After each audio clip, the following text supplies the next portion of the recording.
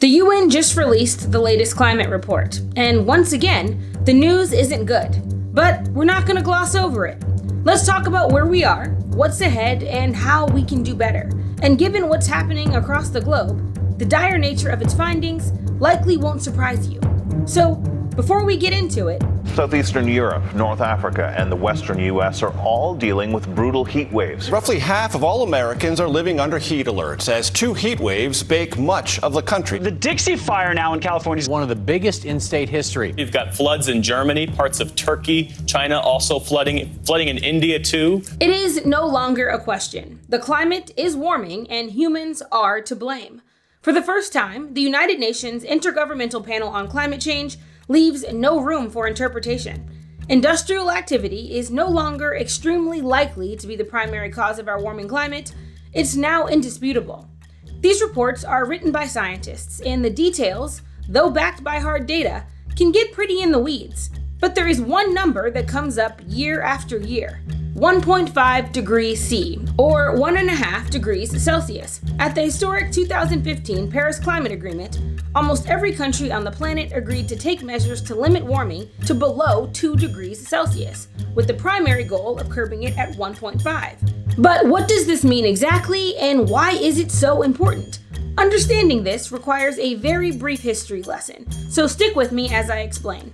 Countries around the world began to industrialize around the mid-1800s, and with these great advancements came drastic increases in greenhouse gas emissions. In the last 170 years or so, 2.4 trillion tons of climate-warming CO2 has been added to Earth's atmosphere, and the climate has warmed a total of 1.1 degrees Celsius in that time period.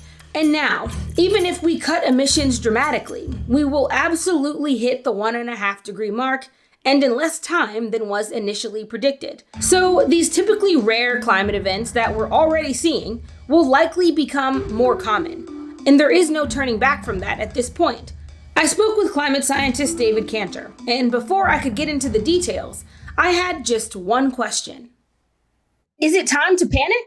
It's been time to panic for a while. Scientific language isn't really known to be that alarmist. In fact, it's usually buried in quite kind of discipline-specific lingo. And so the fact that the language is so clear and unequivocal is startling, should be startling. But before you turn this video off and get as anxious hearing this as I did reading it, hang on a bit longer. All hope is not lost, and this deep dive will end on a promising note. The goal now is to keep warming below 2 degrees. The more we can limit each degree or even tenth of a degree of warming, the less frequent and the less intense these weather events will become in the future. And this should not be lost on people, right? That if we pass 1.5 degrees or even 2 degrees, that does not mean that we are then eternally damned. Every fraction of a degree of warming that we can avoid is a victory. Okay. Right? A 2 degree world is significantly better than the 3 degree world. Just because we may pass a certain threshold does not mean we need to stop fighting like hell to try and protect the climate. But there are also climate ramifications that David says are more existential, what scientists call tipping points.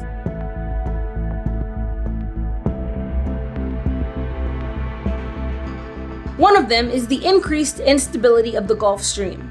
Scientists have been warning for years of how detrimental a complete collapse of it could be for billions of people globally. A fictionalized version of this was depicted in the 2004 film, Day After Tomorrow.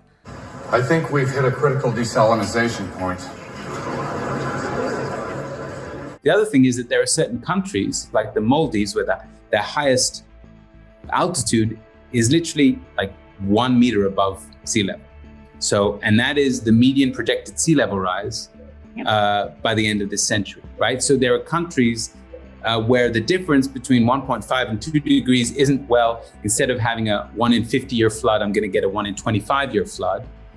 It is either my country is going to exist or it's not. Under the most optimistic scenario, the report estimates that by 2050, summer ice in the Arctic, which has been steadily declining since the 1970s, will completely disappear. David says what's happening in the Arctic is the canary in the coal mine, that the implications of climate change are not just environmental, they're geopolitical.